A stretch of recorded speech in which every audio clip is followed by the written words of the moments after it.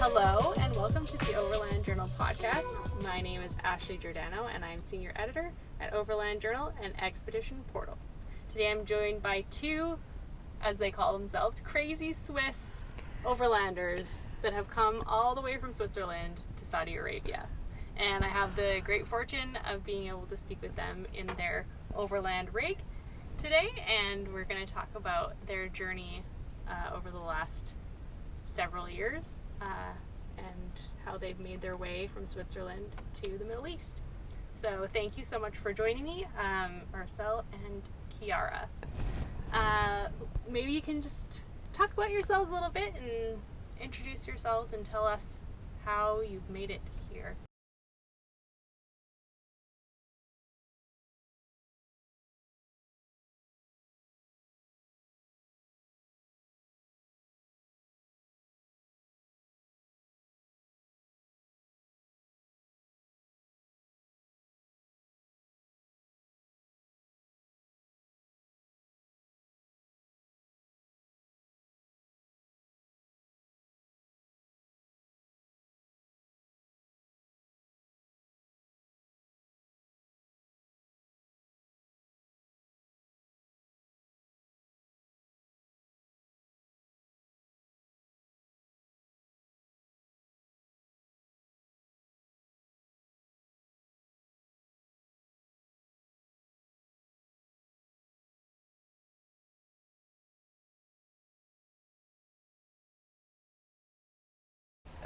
Hello, Overland Journal audience.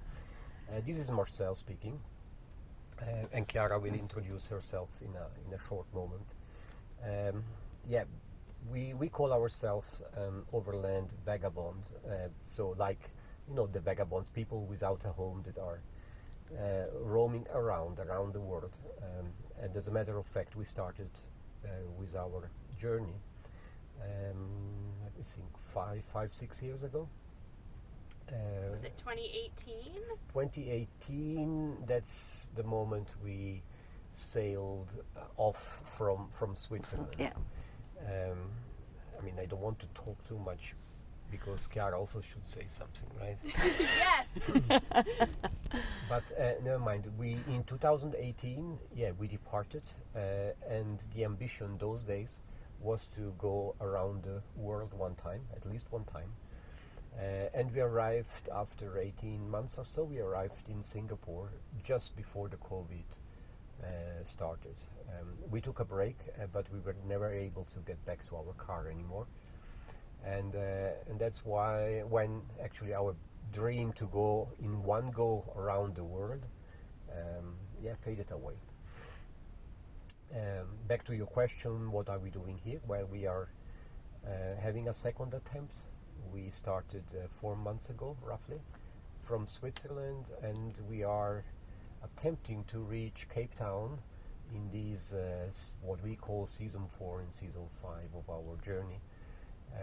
And so far we have arrived in Saudi because we were not able in Africa to get through Sudan and Ethiopia.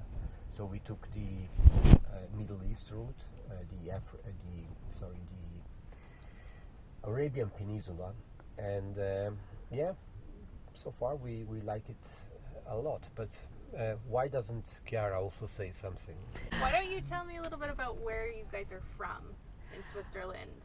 Okay, we are from the south part of Switzerland, the Ticino, and but actually we never lived in Ticino.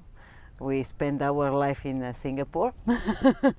So Marcel was working in Singapore. I was a housewife taking care of our daughter, and after 20 years, we decided that it was enough time to change the lifestyle. Mm-hmm. So our daughter went to university in UK, and we decided to do something crazy. How did this idea come about? So you're working in Singapore and you have a dream to overland the world. Where did this come from? But actually the crazy idea came from Marcel. But you make choices in life and I wouldn't say it's a dream, but it was a kind of an attraction, that I would not have to, or I mean, let's put it that way. We are really lucky people.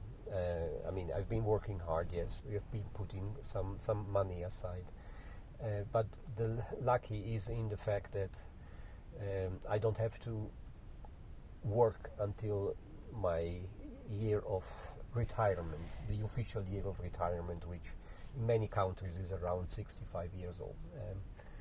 And I was 56, 57, and I decided I think we have done enough in terms of career, in terms of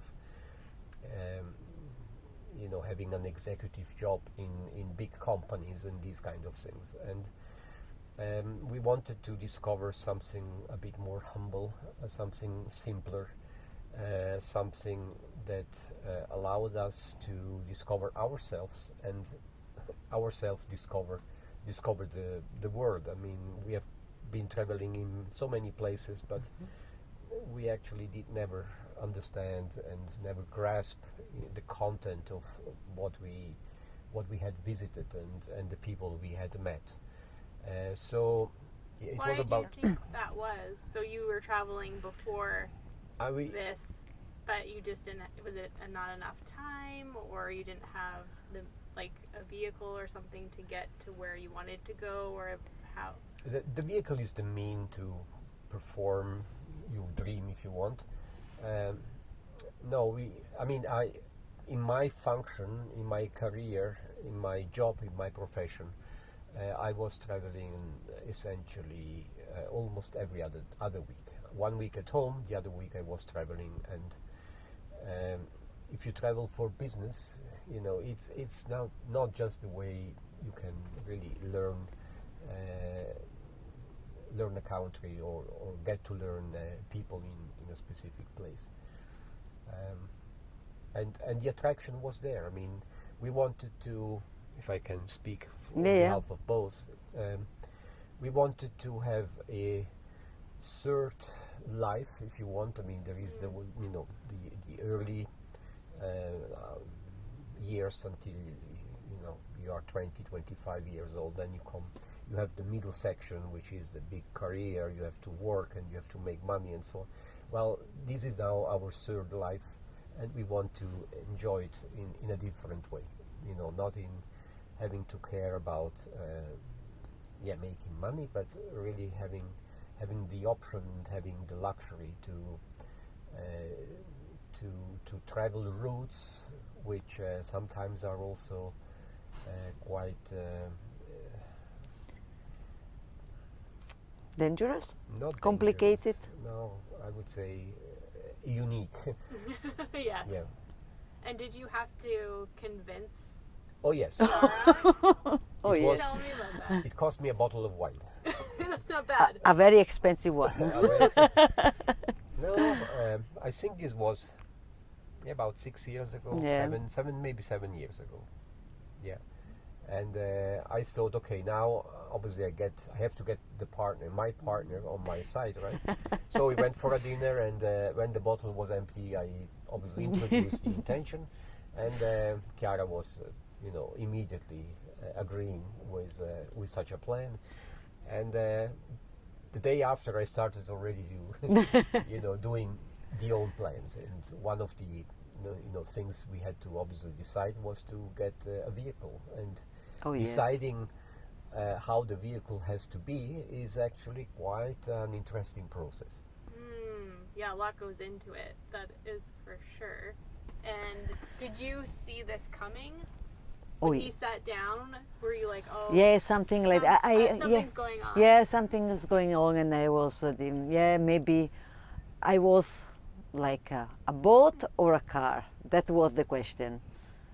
I didn't know which one, but I know something was coming. When the bottle of wine came out, were you like, Not really the bottle of wine, but I was thinking something is happening here. Right, because we talked about this earlier about how you were trying to decide whether boat or vehicle, right? Yeah. So why did you end up choosing the vehicle as your platform for travel? Well, both are actually both are actually good way of traveling the world, but you have to kind of understand what do you like most. Are you liking more the water and being able from port to port to enjoy the freedom on sea, or are you more interested in discover what the land has to offer, the mountains and the deserts? We are passionate about deserts. I love deserts. And with a boat you can't see a desert. It doesn't work. What do you love about the desert? I know you guys are so passionate about the desert landscape, and we've really enjoyed speaking with both of you about all the different desert scapes that you've seen all over the world. But desert is they are peaceful. They are nice. They have history. I don't know. What we say. They are fascinating, or what is the word? I don't know in English. Yeah. And we love the desert. It's nice. We can spend many days inside the desert, and it's never enough. It's amazing. I love it.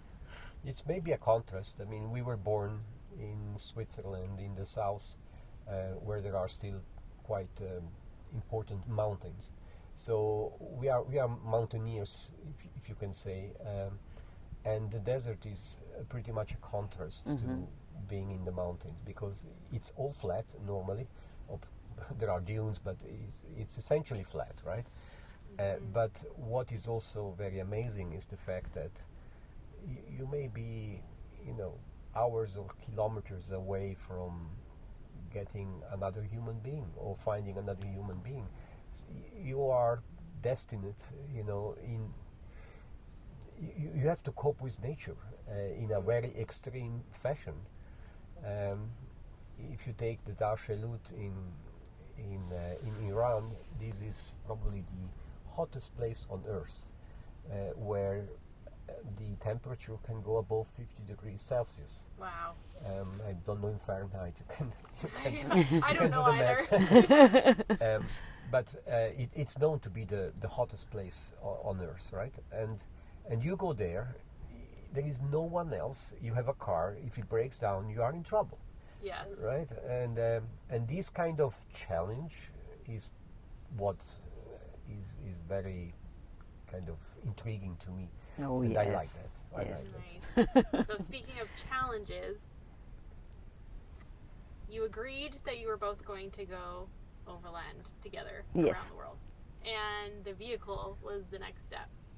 So maybe tell us a little bit about which vehicle did you choose and why, and how did it come together?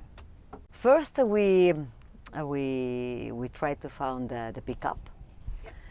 and the choice was the first choice actually was the Toyota Hilux, and because we were in Singapore, we went on the Asian part and look, but the Hilux we would like to have in Europe, it was not possible. So we chose the Ford Ranger. There was a good price, a good deal, so it was the Ranger. Nice. And after it was the Shell, right? Shell? No, vai avanti te che sai tutto. Go ahead.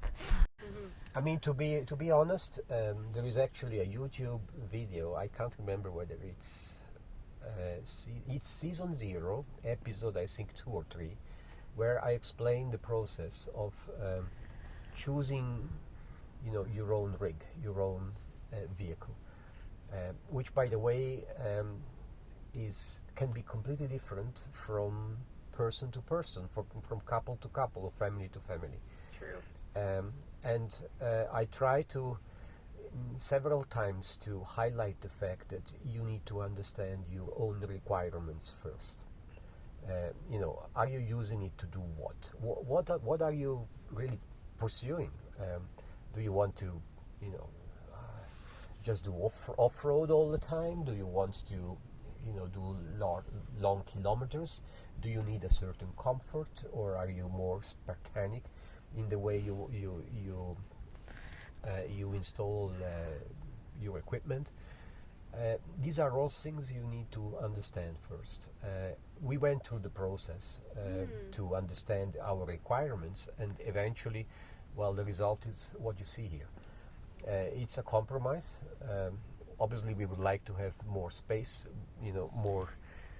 a better toilet if you want, but on the other hand, we wanted to be also quite quick, quite agile in the way we travel.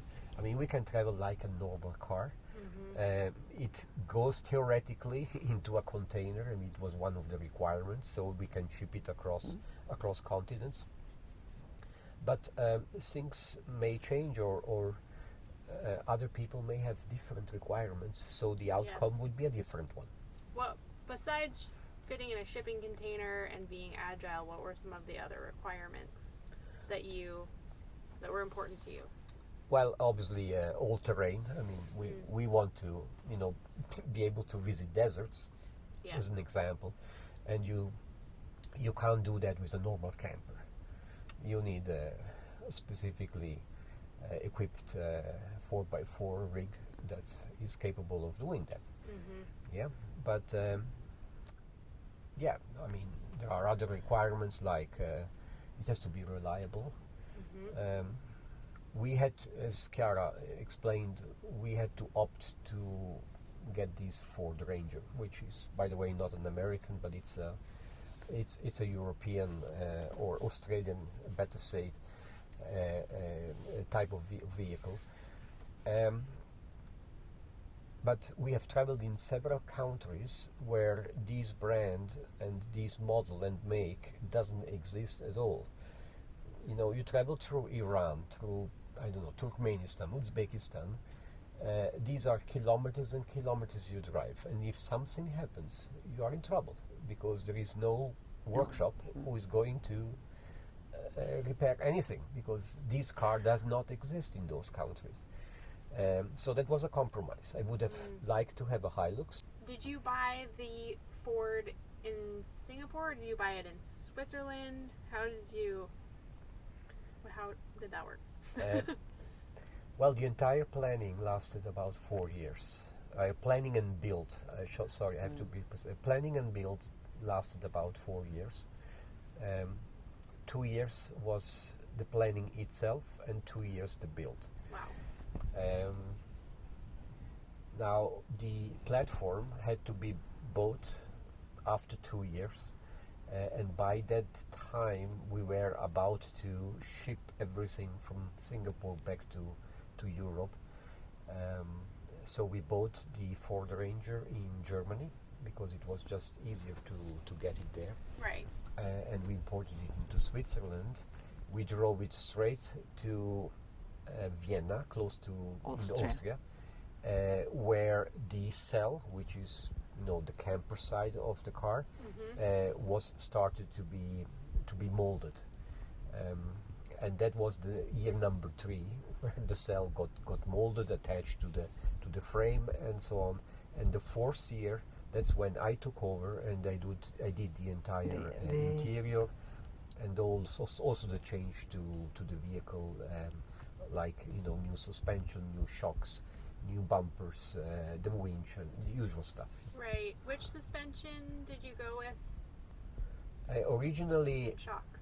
I changed. I didn't use the stock ones because they were not rough or tough enough. So we bought the Old Man Emu. That's an Australian product. Unfortunately, after 40,000 kilometers, the shocks were completely dead.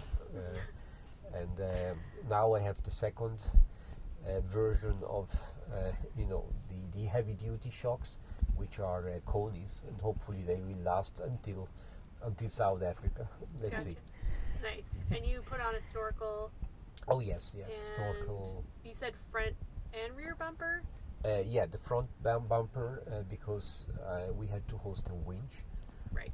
So you need another bumper, and the rear bumper is, they're all custom made. And the rear bumper is actually a air Tank. an air tank, because when I let the compressor run, it actually fills my rear bumper with air, which cool. it's something a bit particular to this build. Nice. Okay, so you had the vehicle and the cell or the camper, and the camper came empty. Is that correct? Yes. And then you built it out. Yes. Okay, and you took a lot of inspiration from boat building and how boats are built for the interior. Absolutely. I mean, being close to North Italy and the Como Lake, this is an area where there is lots of craftsmanship about boat building. There is a lot of people that know how to build the interiors of those boats, and we copied or took over some of these techniques and technologies in making the interior of our cell. You can see lots of wood. It's teak wood, and you can see usual stuff that you normally would see on a sailboat. Definitely, yeah. And then, how did you decide where to put everything? I guess did you come in and say I would like the sink here or the kitchen here? No, that was Marcel. No. Here is Marcel. Did you see other vehicles that inspired you, or did you kind of sit in the camper as an empty shell and visualize, or? No, I mean, I discussed it also with the guy in Austria that built the shell, because we had obviously to prepare things a little bit for what was to come, but there are a few rules that you have to follow. So everything which has weight, which is heavy, you try to keep it between the two axles. Yeah. Yeah. Okay. So you don't put any big weights to the very end, to the very back. The kitchen is quite light, and that's actually why it went there. Nice. The bed was clear. I mean, it's the front side where we can sleep very comfortably, I have to say. Mm-hmm. Nice. Yeah, Very good. we sleep very well Yeah. here, right? It's very comfortable, the bed. Actually, much comfortable than the one at home. Oh, that's great. That's Yes. important. I like how I don't think I've seen a lot of overland campers that have this kind of rounded shape, and with the Ranger, you're quite narrow, so it's obviously easy to fit in tight spaces to a certain extent. Yep. So it's kind of really. And the unique. nice thing is sleeping with the stars. Yeah, Yeah. you have a window right above your head. Yes, so it's nighttime. It's wonderful. Yeah, we have a window up our head, but we also can open completely the roof, the entire roof section, which is very good when it's hot. Yeah. Right. We could not afford an AC simply because of weight reasons. Mm-hmm. An AC takes a lot of energy, so you have to have big batteries, and it's not something that goes into this kind of build. So you need to have lots of air. So we have ventilators and the roof, the open roof. Mm-hmm. Yes. And you have a heater Oh yes. as well. Yeah. Which one do you have in here? It's a This Truma Trum. 6D, if I'm not mistaken. Nice. It's overspec'd for this kind of. I mean, it's incredible. In 5 minutes, I can turn this into a sauna. Nice. That's great because you've been in some really cold places. We have been, yes. Yeah. Oh yes. So tell me about, you got the vehicle build done, you're ready to go. This is season 0, I believe. On your YouTube channel, you've documented all of this. And you go to leave, and you do a few countries in Europe, right? And you're learning along the way. What did you learn from the, I guess, maiden voyage or the test trip? About No, the test trip we went to France actually, just for 2 weeks, if I'm not wrong. So we just went to the north of France to just to check the car if it was good, any problem, and just to understand how things are working, and it was okay actually. Nice. Huh? What kinds of things did you learn? Do you remember? It was a while ago. Oh, it's a long time ago. I have to think about it. Yeah. I mean, essentially, we tested that everything works. Yes. I mean, filling water, or Yeah. I mean, there are simple stuff that you need to know how they work. And also, because if you find yourself somewhere in Central Asia, and you have to know how things, if things actually work the way they were planned to. Sure. Right? yeah, but actually after we came back, I changed all the organization of the kitchen. I changed everything because it was not on the way I like it. We changed a lot of things actually, but at the end, it was I think September, we were ready to start our We journey. were not ready, but we say Yeah, we are. You're never ready. You're never ready. But it was time to leave. Yes. Yeah. And okay, that is back in 2018. 18, yes. Our dream was to drive from Switzerland to Singapore, then continue to Australia, then South America, North America, then Africa, and back to Europe. That was our dream. Yeah, right? the plan was like that. And obviously things happen. Yeah, and as I was mentioning before, arrived in Singapore. Our dream came to a halt. But not in Singapore, in Johor, in Johor. Yes, but essentially, yeah. So take me through, you did the trip in France, and you learned these things, rearranged your kitchen, and then it was time to go. And then Where did you go? So we start from Italy, no, from Switzerland, sorry. We start from Switzerland and we arrived. Season 1, it was until, Marcel? Okay, we split our entire journey into what we call seasons. Yes. Season 1 was from Switzerland to Georgia. Okay. Georgia, not Georgia, US. Right. Georgia in Asia. And I would say the highlight of that trip was about 2 months that we spent in Turkey, which, by the way, is a fantastic country to visit. I wouldn't do it in the winter, but any time close to the winter is fantastic. And you can choose, north or south if you want more cold or more warmer weather. What did you enjoy about Turkey?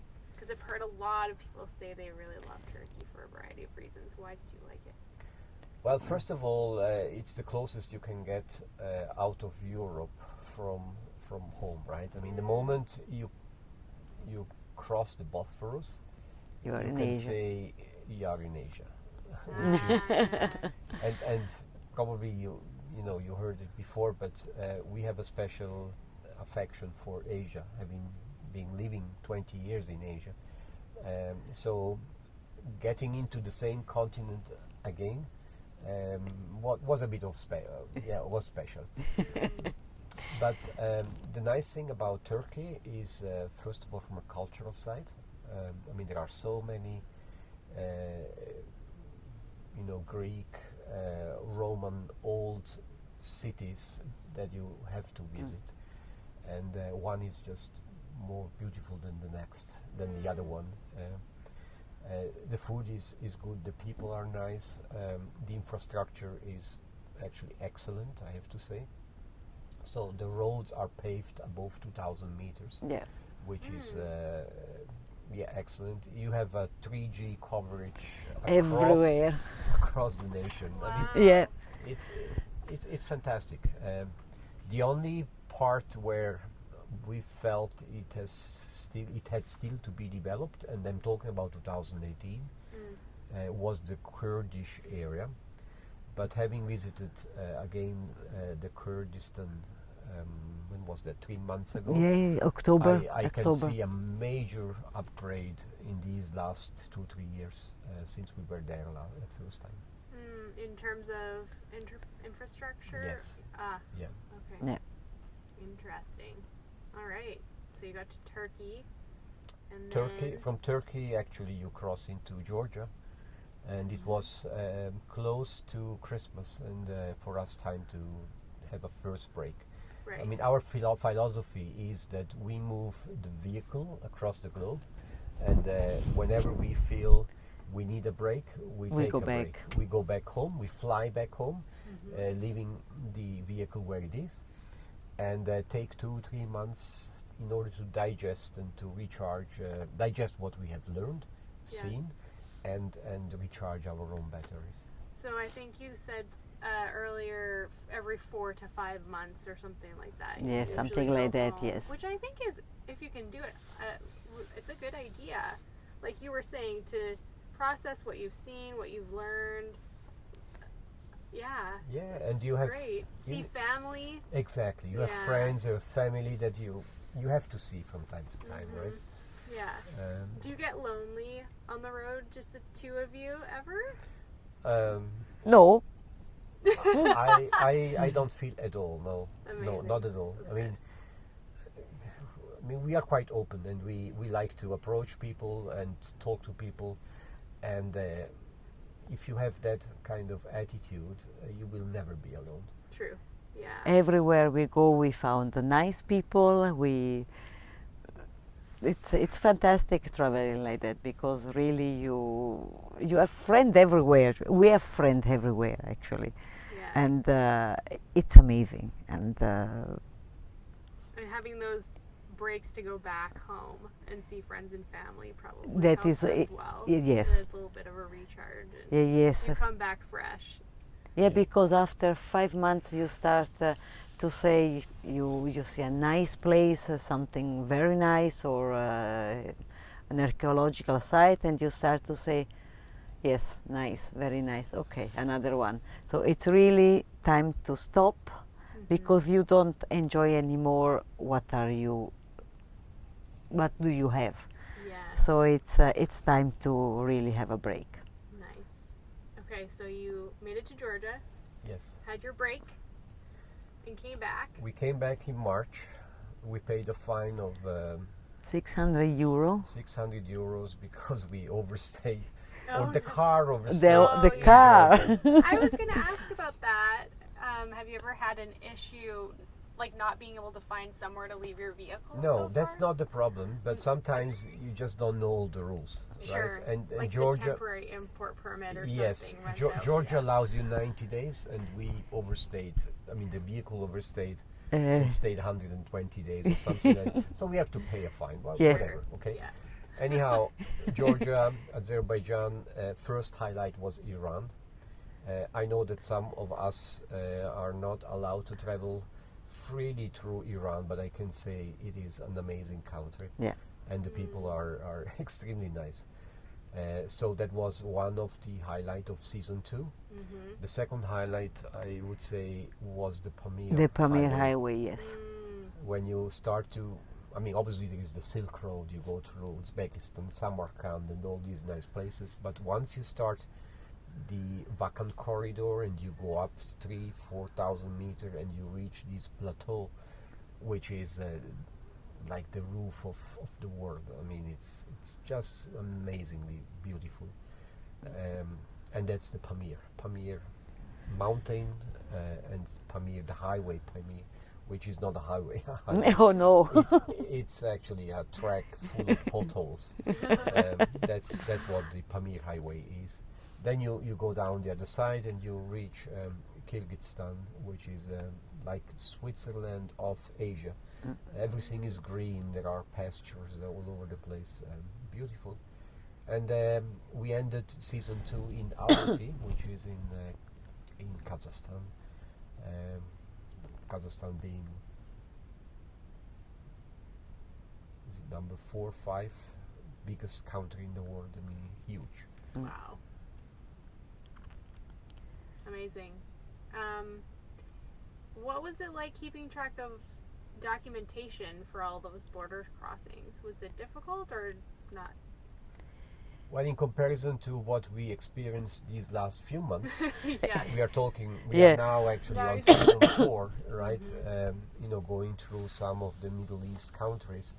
I have to say, it was fairly easy. Very there. easy, yes. Sure.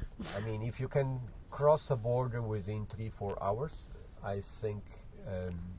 To us, it is an easy border crossing, Yes. right? No, the former Soviet Union countries, they are pretty Organized. well organized. Yeah. I should Gotcha. say. Yeah. And did you need to get visas or Yeah. did you need to get visas in countries' embassies beforehand, or Yes. did you? Yeah. Yes. Okay. Most of the countries allow you to organize either the visa electronically or on arrival. Right. But there are 3 countries in our first 3 seasons where we had to get the visas up front. One was Iran. And one. There is no way you can, or at least there was no way before, you could get the visa outside of your home country. Okay. The second one was Russia, and the third one was China. I will come when we talk about season 3. Yes. The problem is that when you get your visa in your home country, it's normally only lasting, or it's expiring normally after 6 months. Yes. So what happened, and that's actually the reason why we also put in the brakes, when we came home from Almaty, we flew home. We flew home to get the Russia and the China visas, Yeah. so we could go for another leg, which was in season 3. Right. And what about a carnet? Did you have to get a carnet at all? Yes, you need Yeah. a carnet for not many countries, but definitely of those I just mentioned, Iran. That's a must. Gotcha.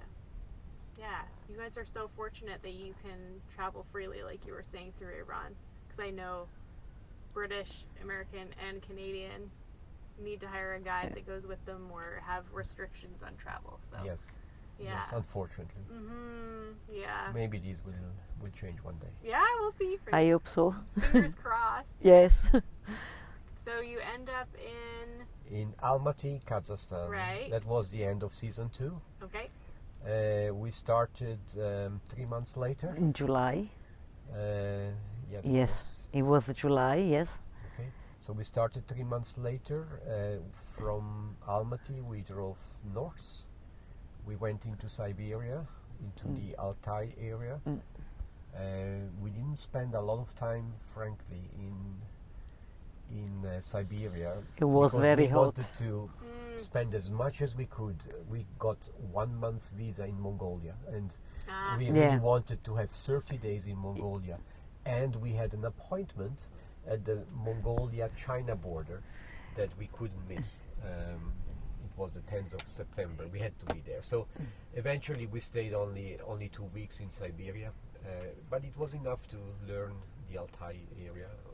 Very beautiful area. Yes, in the wonderful. summer. Yeah. And then 1 month in Mongolia, which was Fantastic. that's the paradise of every overlander. Why is that?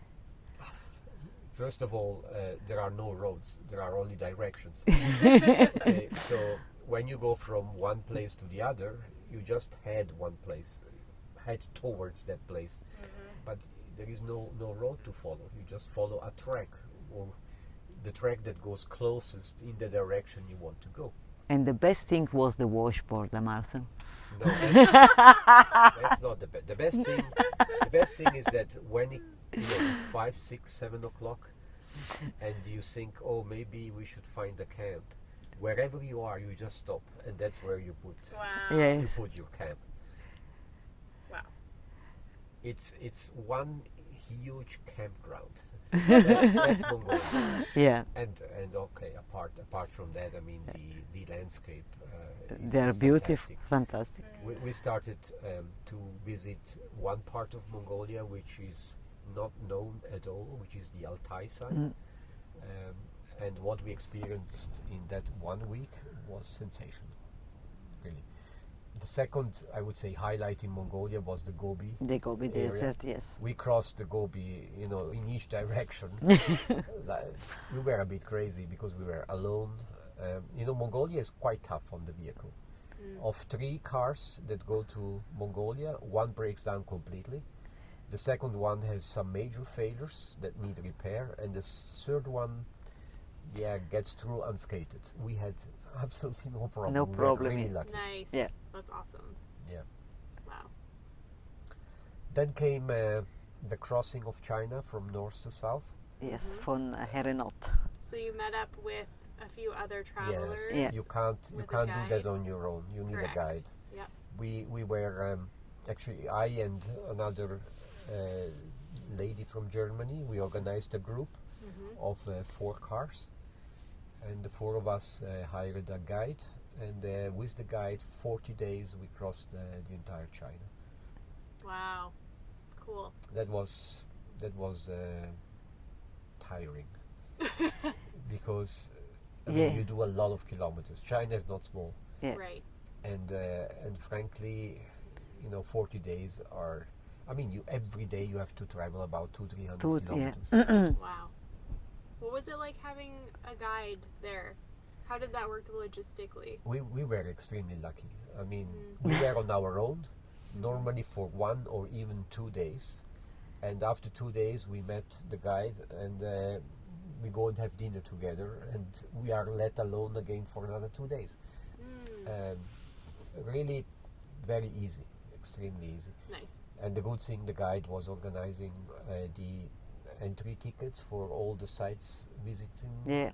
Oh, nice. So, doing a lot of things that we could not as Europeans because we don't speak Yeah, Chinese. because of the language. Yeah. And how did you track down a guide? Well, social medias. Yeah. They help a lot. Sure.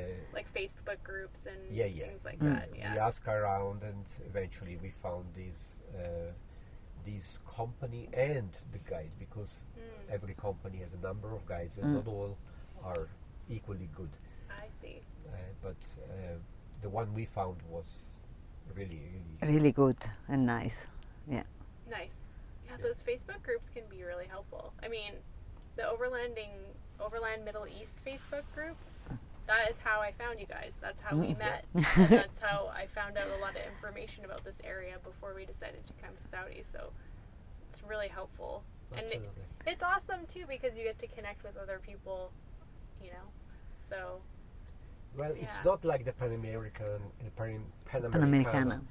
where sooner or later you bump into another overlander because it's just one way, right?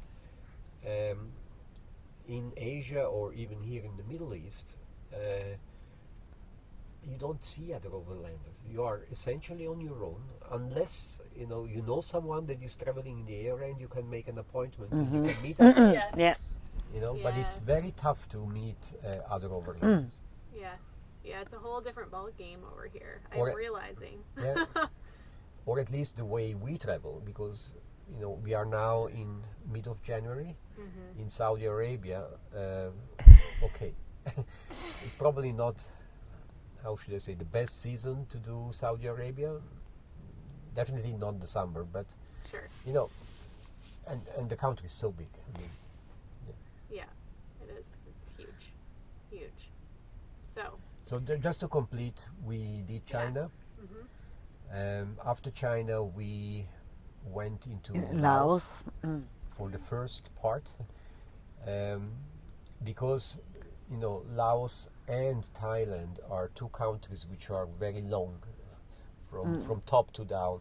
We went the first time to Thailand just to visit places we know pretty well, like Chiang Mai, Chiang Rai, and just to tick them off with our own car instead of having a rented car.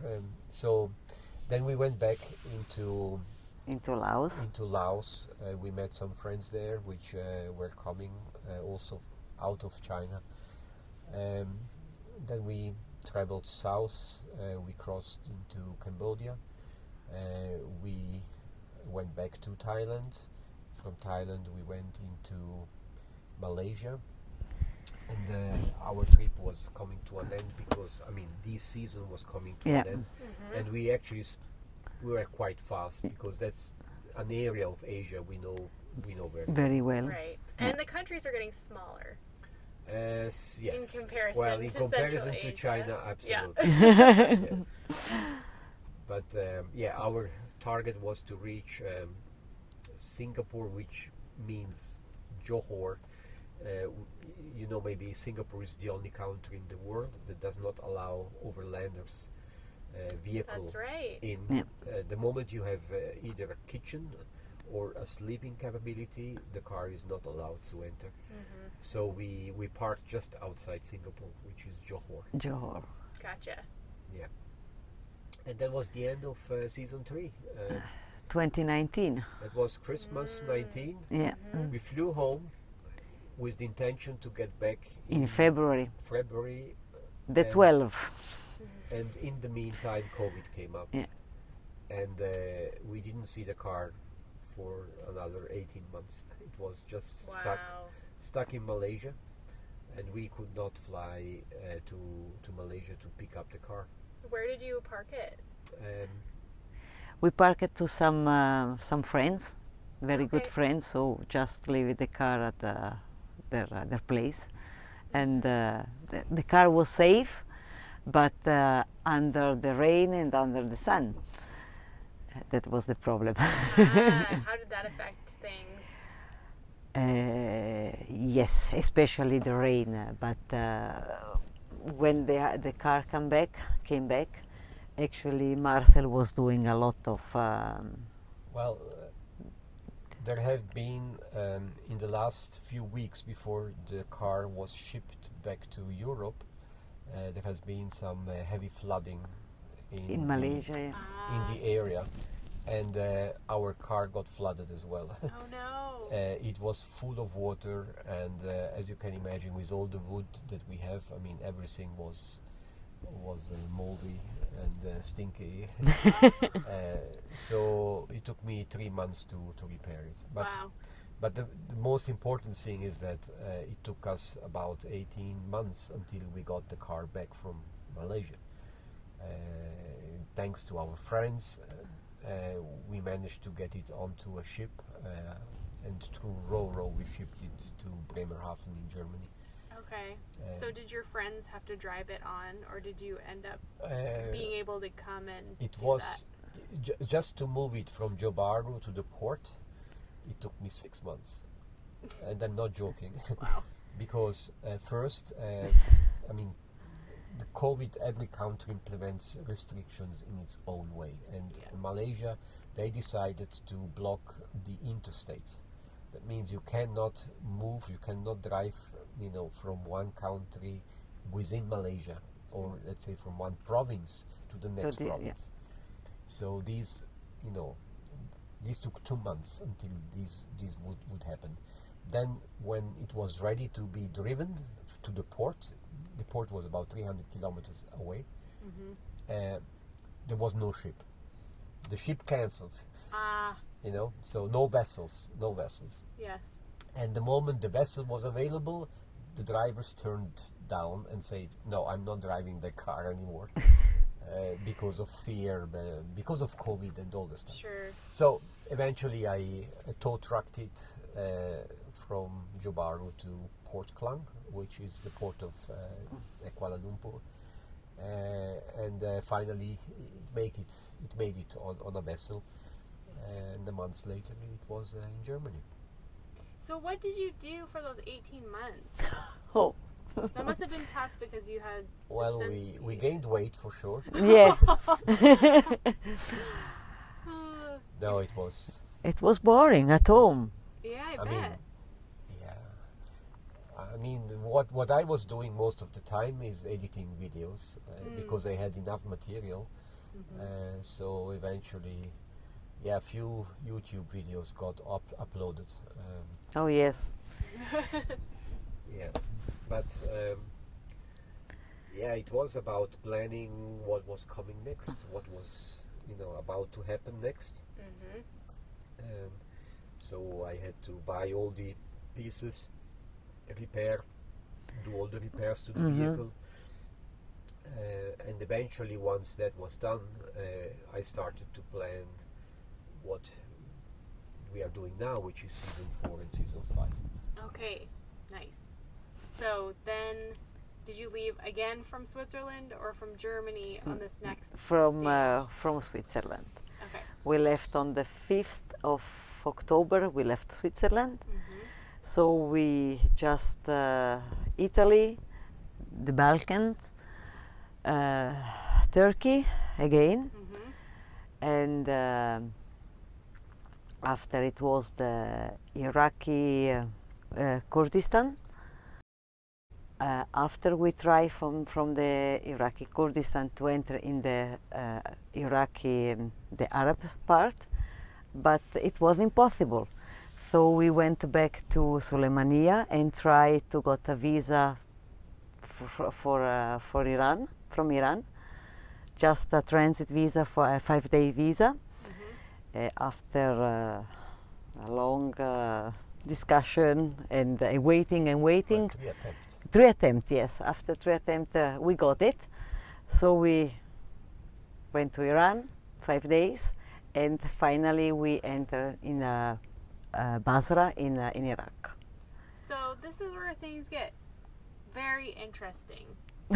Oh yes. Because I don't think a lot of people have gone through Iraq as overlanders. And you were saying that you think that possibly you guys were the first in almost 30 years. Well, first of all, you need to know Iraq has actually the northern side, which is the Kurdistan, and the Kurdish side of Iraq is something that you can explore as an overlander.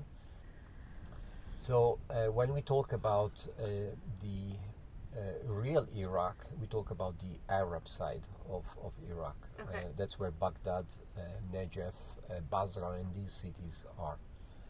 And as you correctly say, I think it's about 30 years that no one is traveling that country. Why were you like, let's do this, let's go? Well, that's through our adventurous spirit, right? Someone had to do it first. Sure, yeah. And we and you felt saw a possibility, obviously. we felt predestined in the sense that I mean, you just don't drive to the border and you knock the door and say, "Hey, we are hello, here. We are Swiss. Can we get through?" Right? Sure. That's not the way it works. No. Well, we prepared this trip for about 6 months. And we obviously got in touch with the consuls of Iraq in Switzerland and had long conversations with them, and eventually they helped us to understand what is the procedure to get through Iraq. It's actually something that the country Iraq has not been pursuing before these days, and now they want to open up a little bit, and we were probably just the first doing that. Wow. So what did those procedures entail? Well, long story short, no. 6 months of planning and research and. Well, the fact is that Iraq is willing to open the borders to travelers like us. Okay.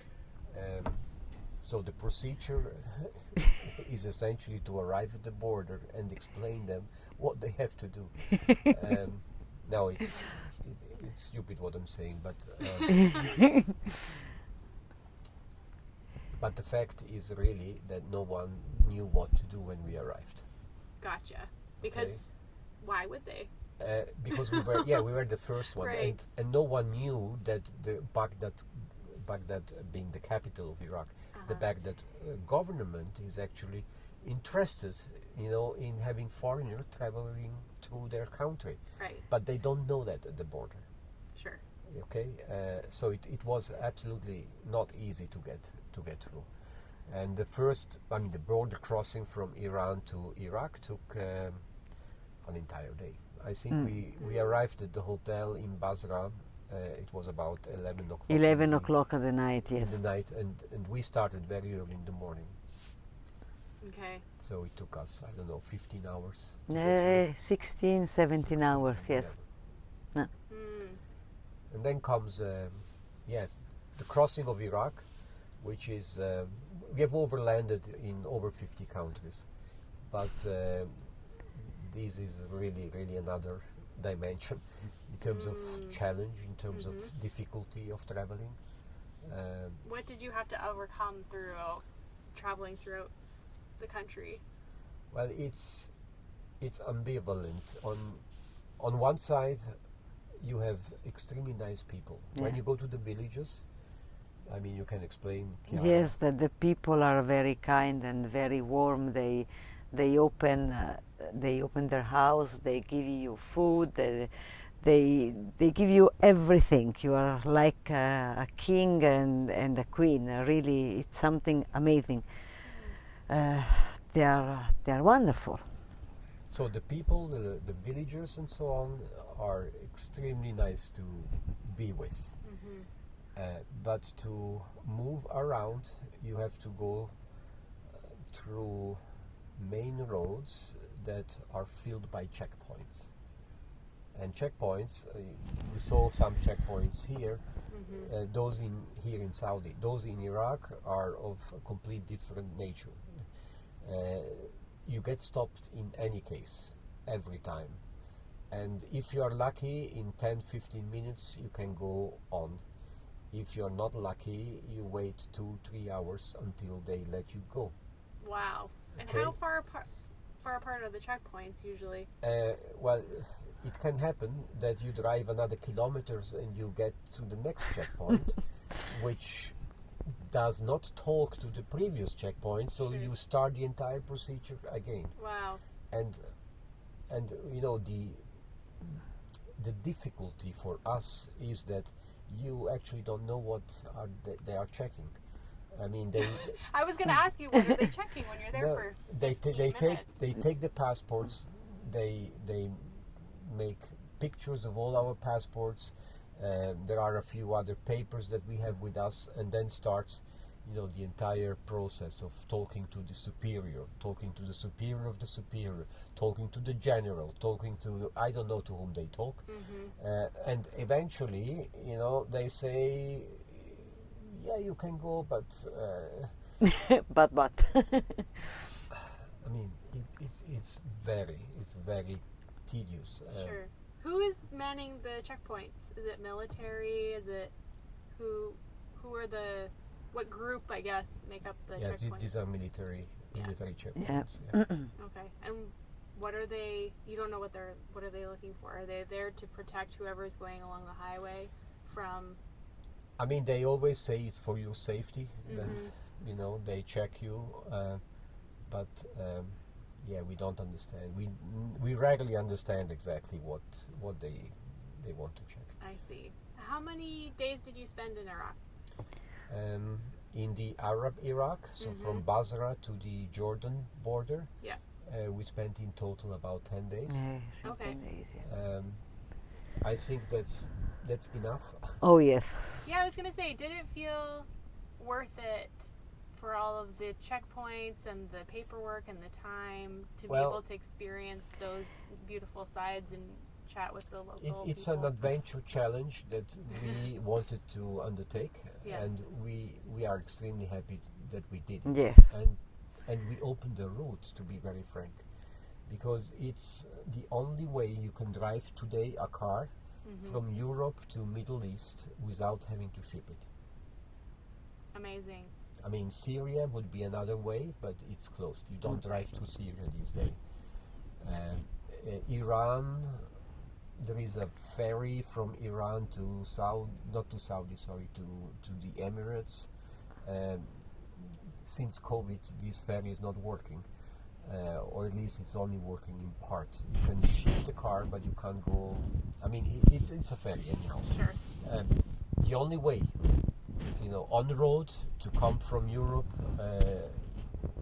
to drive from Europe to Middle East is to Iraq. And I thought it was really interesting that we were chatting earlier and you were saying that a couple of other groups have actually now come through Iraq into Kuwait or Yeah. whatever. Yeah, you mentioned these Overland Middle East group. Yes, the Facebook That's group. where I posted just a short article about our experience to drive through Iraq, and I don't know how many people have asked me questions. How did you do it? Yeah. But a lot. And as a matter of fact, 2 months later, a German couple yeah. has done the same. However, after 3 days, I think they turned into Kuwait. They didn't go. They didn't go any longer through Iraq. Sure. Which is understandable. I mean, Iraq is really a tough, very tough country to overland. And how did you find accommodation there? Like, were you camping? Were you not camping? Were you doing hotels there? Did you feel safe? There are places you have to go into a hotel simply because there is no way you can find a camping ground, actually camping spot. A spot where to stop, yeah. Where you are not spotted by someone. Right. The problem is if you stop somewhere, it's a matter of 10 minutes, half an hour, and you will have the police there checking you out. Around or close to the big cities, it's impossible. It's impossible. Yeah. You have to go into a hotel. Yeah. But the good thing is when you go into the small villages. So in the marshes, which is in the south of Iraq, there are many such little villages. You just drive into those villages, and normally you will see a big house in the middle. Muti? In the Mudi, and that's where the sheikh of the village is normally hosting his guests, right? And once the sheikh accepts you as a guest, you are protected by him. There is no police, no officer, no military or whatever that can harm you. He takes responsibility, and there you can camp. You can camp in his village, and he tells you what to do. He gives you, access to his house. You can do everything. That's fascinating. My other question was about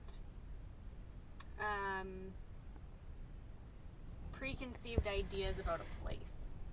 So Iraq is somewhere I think that globally we have preconceived ideas about what that country is like. Did you have any of those when you went in, and how did the trip through the country change them? Well, I don't know, do you? Go ahead and I will... Okay. You can't avoid it to have preconceived opinions about a country simply because our opinions are influenced by the medias and the way how things are presented to us.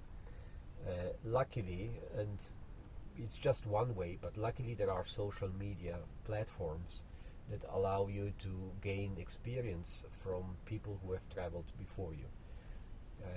That works as an example for Iran. I mean, everyone, in the Western Hemisphere thinks Iran is probably one of the worst places to go. I'm so sorry, but it's apart from being fantastic from a landscape perspective, people are genuinely nice, really, really, really nice, friendly and overwhelming, which is totally the opposite of what the media will tell you. Yes. Okay. Now, Iraq is a different pair of shoes because there are not many who have traveled to Iraq. Sure. And it has obviously nothing to do with what Western military forces have been doing in those countries. So you have to kind of find I would say your own. You have to make your own experience. So while for certain countries the social media platforms can help you have a more balanced opinion or a more objective opinion before you travel into the country. This was not really possible in Iraq because no one has traveled Iraq before, at least not the way we have done it. Right. So we had to rely on our own gut feel and our own experience, having traveled in a number of countries. But the moment you are open, the moment you have a smile on your face, the moment you are honest and you are yourself, 99% of the cases you will find you will have a very positive feedback from the people. Right. And this happens everywhere. Yes. Yeah. I think there's a quote about you don't judge the people of a country based on their government or whatever. Yes. Right. Absolutely. So, okay, so you got through Iraq, trailblazing. Then what? What was next? Then the intention was to obviously go into Jordan, because that's the best way of exiting Iraq, entering Jordan. We did that. We went into Egypt, which was a nightmare. No, it was nice. No, not Egypt. Sorry, the border crossing was okay. Challenging. Was absolutely challenging. Twe- that's 24 hours. That's where we spent 24 hours on the border. We slept on the border.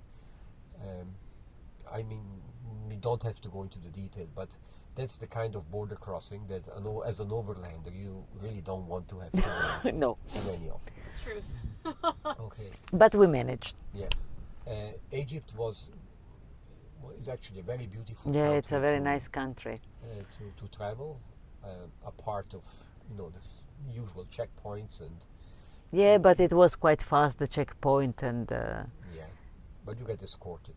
Yeah, one once police car in the yeah, front, yeah, one yeah. police car in the back, and there are areas you are not allowed to travel on your own, right? But our plan was from Egypt to drive to Sudan, Ethiopia, and then go straight towards, not straight, but gently towards South Africa. We knew Ethiopia was a challenge by the time we departed from Switzerland, but Sudan was actually something that we had not expected before. There has been a military coup in Sudan, and Ethiopia is essentially a civil war going on with the borders all closed.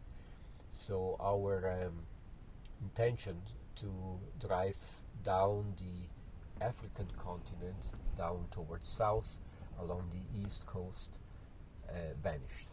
Right. So we had to make a U-turn, which has not been easy at all. It has taken about 1 week of organizing our exit from Egypt back into Jordan. We wanted to get from Egypt straight into Saudi Arabia, which was not possible because of COVID. And the only way we could get back to this site, the Arabian Peninsula, was to travel again across the Sinai with a 4x4, and then from Nuiba, which is in Sinai, ferry it into Aqaba, Jordan. Right. Unfortunately, no 4x4 has done that before, or at least not in the last, 5 to 10 years. So we had to get the permits to drive our own vehicle through the Sinai, which took us for 4 days. And once we had the permits, we made it through. Wow. And that's another article we put, in Facebook. Yeah. Just to explain how other overlanders could do it in the future. Nice. So yeah, you're traveling in a really tricky time in tricky places and trailblazing through, and you made it into Jordan. We made Yes. it back into Jordan. The choice of Jordan was also because it was Christmas. So and, we spent we could enjoy a little bit of Christmas, Sure. in the Arab countries. It's not as easy as you can imagine. Sure. But Jordan has a Christian community, so it was good. Nice. And preparing our crossing into Saudi. Saudi was meant to be a short trip in the north, now has become a highlight of this entire season. Yes. We will spend probably about 2 months, and I think we enjoy every single minute in Saudi. It's fantastic. It is incredible, isn't it? It's very And that's nice. where we meet. Exactly. Yeah. Yeah. Here we are. I had seen you guys in the Overland Middle East Facebook group, and then followed you, I think, on Instagram at some point, and I had been following your journey through the area, and I saw your post on that Facebook group about Iraq, and I was like, what is going on? What are these crazy Swiss people doing? But no, like, I think it's incredible. It's like a testament to patience and tenacity and resourcefulness that you're going through these areas that people haven't gone during a pandemic at the same time. It's not easy to travel right now, so I think it's pretty cool. Yeah, but Saudi, right? Saudi This place is special, really special. amazing. It's amazing, Amazing. yes. I mean, I wasn't prepared for Saudi, to be frank. Apart Sure. from a few places, I had not a real, clear clue of what Saudi was, and I Right. thought, well, it's essentially a big desert, empty and boring. It's you've been traveling as well, Ashley. It is Surprise after I surprise. mean, it is one huge national park, It is, yeah. right? And it doesn't finish to surprise you. Yes, it was like Overlander paradise. Like almost every single time, like you were saying about Mongolia, you could Yes. just pull over somewhere incredibly beautiful to camp, and there's no one really there. Most Yep. of these places are empty or not very many people around. So it's really special here. I feel like there's so much to see, so much history. The people are incredibly welcoming and friendly. I've never experienced that enthusiasm before, and a diversity of terrain. Like we just went through this wadi together a Yes. couple of days ago that was like an oasis in the middle, and there's water running through it, and it's green and beautiful, and these big orange cliffs, and then the next day you're in the dunes or you're in a volcanic area. Like it's overwhelming, I think. Yeah. Yeah. That's what I said, I think, to you 2 days ago, right? I'm afraid actually to move off into or go into another country because I kind of fear that I won't experience this anymore. Yeah. That, so I'm a bit afraid actually to leave Saudi, but I mean, obviously we will do it. And Oman is supposed to be Oman, incredible. yeah, so. Oman is our next country, and we will probably finish in the Emirates, in Dubai, and close our season 4. That's why we take a break, right? Yes. Close our season 4 in Dubai, and then continue our journey from Kenya. We will ship our vehicle to Kenya and drive from Kenya to Cape Town. Fun plans on the horizon. That's Yeah. very exciting. It'll be really, really nice to watch you guys continue on your journey. We are honored. Yeah.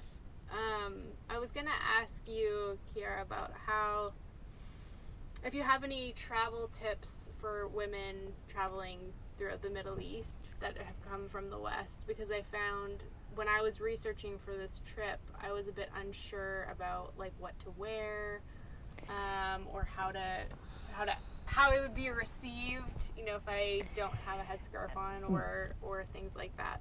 But I think if you are in a big city, you don't have really to cover yourself. The people in a big city, they are more open. But if you are visiting a small village or small village especially, it's nice that you cover a little bit. You don't really need to wear this. Oh, the abaya. Yeah, Mm-hmm. but just cover your under your knee. Mm-hmm. Maybe put a scarf sometimes. Also, if is not required. It's just sometimes the people, they are looking at you like you are coming from another planet. So it's just a little bit of respect to to the local people. But otherwise, like a woman, I don't have a big problem. It's okay. Yes. I think. Saudi is opening up itself incredibly. sure. I mean, 5 years ago, it was much more difficult for a woman to travel, Definitely. a Western woman to travel Saudi. But today, I would say, yes, you have to obviously be respectful. Yeah, a little bit of respect to, because you are visiting the country, but otherwise is I don't feel it's okay, no problem. Yeah. I feel that way as well, and I think, you know, wearing loose clothing was one thing that I heard that was important. Yeah. Like nothing too low cut, so like kind of a looser top and no like tight pants. No. Or wear something over top. Like you have a great, it's like a jean dress. Yeah, is a long dress, and sometimes if I really in a small village, I put my scarf and it's all. And now you have also to wear the mask, so it's okay. Yeah, exactly. I know. You have an abaya, which an abaya, if like listeners aren't familiar with it, is, which I wasn't either before I came to this part of the world, but it's like a long black robe, and you can pick them up. I think I got mine in Saudi. I don't know.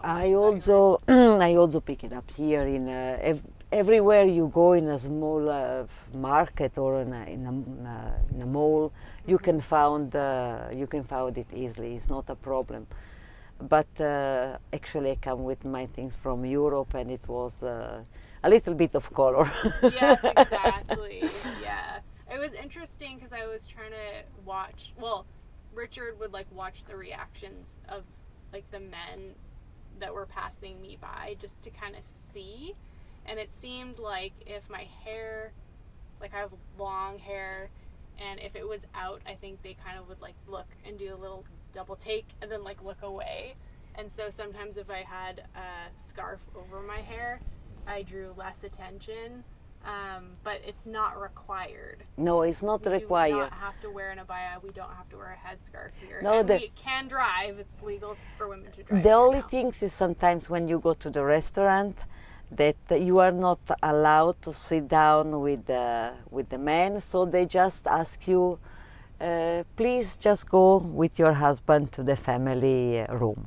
Right. So but okay, no problem for me. Yes, because they have in some of the restaurants, like you were saying, there's a family section. Yes. And then is there like a men's section as well, so you kind of get shuttled over to that, which is fine, I think.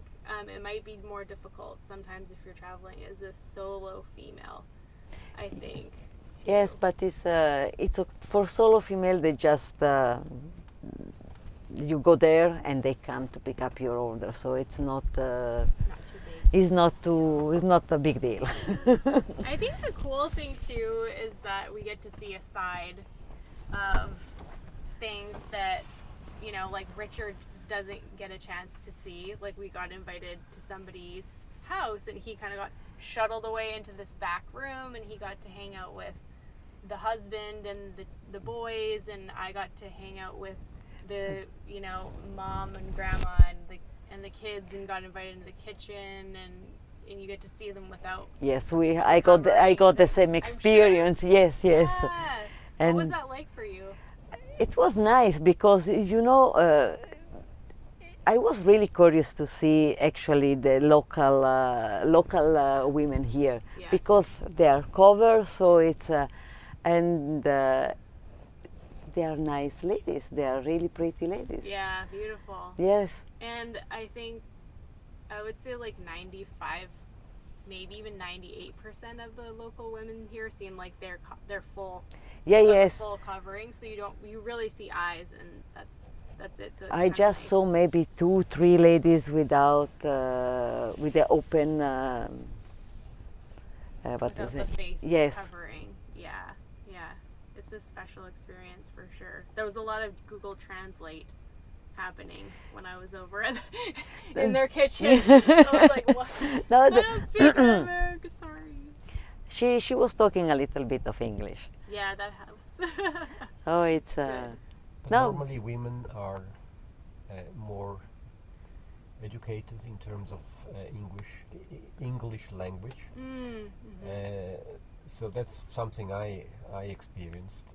If I see a couple and I have to ask any question, I normally try to ask indirectly, obviously, because you're not supposed to talk to the lady, but you try to get her a chance to answer, because she will understand English. He will maybe not understand English. For sure. Yeah. That's been our experience as well. Yeah. It is interesting the first few days when you arrive and you don't really know like how to interact sometimes. Like I was a little bit nervous and intimidated almost, and I didn't know how, but it's like a human. It doesn't matter, you know. After a few days you know how to communicate and how to manage everything. Yes, it takes time, but it's good. What have been some of the highlights for you guys traveling through Saudi, like history-wise, or like specific spots, or food, or what do you think is the highlight so far? Well, in terms of history, I think we haven't seen yet the really highlights in Saudi, or at least compared to what you can see in Egypt or in Jordan. You know, places like Petra or Saudi so far hasn't yet offered a comparable highlight, historically speaking. It seems to be like woven into everything. Yes, but yeah. I mean, a castle, or you go and see some, former. I mean, everything is restructured in a way that is almost, Disney World type. It's too nice, I miss a little bit this, let it be how it was, or let it show how it was before. They just do a bit too much. But again, the north is not supposed to offer a lot of history. Okay. It will be actually more the south. Sure. And I have a few places, a few spots that obviously we're going to visit. Nice. Yeah, starting with Jeddah. Jeddah. Jeddah has a few very, very nice historical sites to visit. Food is, not a highlight. It's pretty much the same everywhere you go. Right. I would say there are two things. One are the people, as you're saying. People are very friendly. The Bedouins, they invite you everywhere, to have a cup of tea, or they want, they are very open. So the people and the landscape. I mean, those deserts, some of the deserts are just fantastic. Correct. Nice. I love that. But you can have another opinion. I'm same opinion. Food is not is good food, but it's maybe after 3 months of Arab food, it's enough. Chicken and rice. Chicken, yes. Food, It's not even Arab food, I think. It's a mix of Syrian, Bangladesh, and Indian food. So it's actually maybe we try local food, but this kind of local food you have it only when you are invited in someone house. Somebody's house. Yeah. Yes. Yeah. But outside, otherwise, is a mix of food. Yeah, we have been invited by a local family a week back, and that family has been very nice in terms of offering us all sorts of really Arab dishes. But you can't buy them. You have to, you have to be invited. You can't go to a restaurant and enjoy the same culinary experience. Yes. Yeah, we had really good Syrian food in Riyadh, and that was the gentleman that invited us over, but that was Syrian food. Yeah. It's not quite the same, but it was delicious nonetheless. Lots of different influences from this side of the world here too, so interesting. Take me through a typical day in your life? And I think that is a hard question to ask because every day is so different. But do you have certain rituals or things that you do that are the same every day? Wake up, breakfast. Coffee. Coffee. First things is the coffee. The first things morning time is coffee. And what kind of coffee do you make? Oh yes, that is the typical Italian coffee with the mocha. She makes a killer cup of coffee. So we do the coffee, and after breakfast we try to be ready in around 20-30 minutes, and we start our journey. So or we already have decided what to do the night before, or we just go inside the car and we drive. Marcel, go ahead. Well, just to clarify one thing, I mean, I know that especially the non-overlanders, they believe we have a perennial holiday. I was going to ask you about that too. I was going to say, what is difficult about overlanding? Because you are not on a holiday. It's not a vacation. So, sorry, continue. No problem. So I try to explain that this is absolutely not a holiday. The holiday is when we take a break and we go home. Yeah. That's our holiday. When we are overlanding, I mean, I feel this is a full-time job. It is. For sure. Okay. Apart from the 6 months it took me to plan this trip, Switzerland to South Africa, I had to find probably 250 or 300 sites.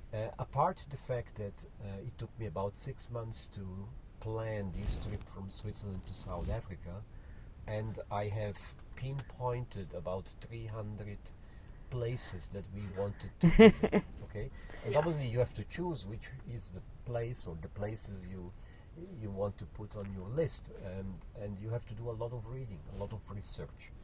So this is something you do before that. But once you are on the road, I mean, every day you have some challenges, you know, be it where do I get water to fill my tanks, where can I get diesel, where can I get grocery. And the groceries here, it's not like going into a mall in Canada, right? No. It is different. Sometimes it is a challenge. It is. And you have to check 2 or 3 small shops to find the. You know, come 4 o'clock. Okay, Saudi is very easy, but there are countries where at 4 o'clock you really have to find a camp, a place where to spend the night, and it's not that easy. No, it's not that easy. So every day you have a number of challenges to solve, and I find it very rewarding, but again, it has nothing to do with holiday. No. Yeah. No, I confirm. I can confirm for sure. Yeah. Everything is like trying to figure things out. Like oh, you yes. were talking about where do you get water. And obviously, like from our experiences in Latin America, you can get water at some fire stations or the store or whatever. But here is different. So we are in the desert. Today. Where do you get water in the desert, right? But actually, and you find it. Yes. Actually, it was. Now we know that if we go close to this kind of mosque, that there is the tank and the filter, and we can have the water from there. But when we enter, it was like, oh, now where we can get some water.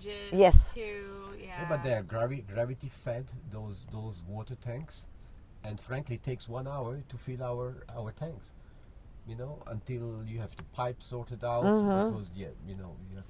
Right. I mean, it takes 1 hour, just to fill our water tank.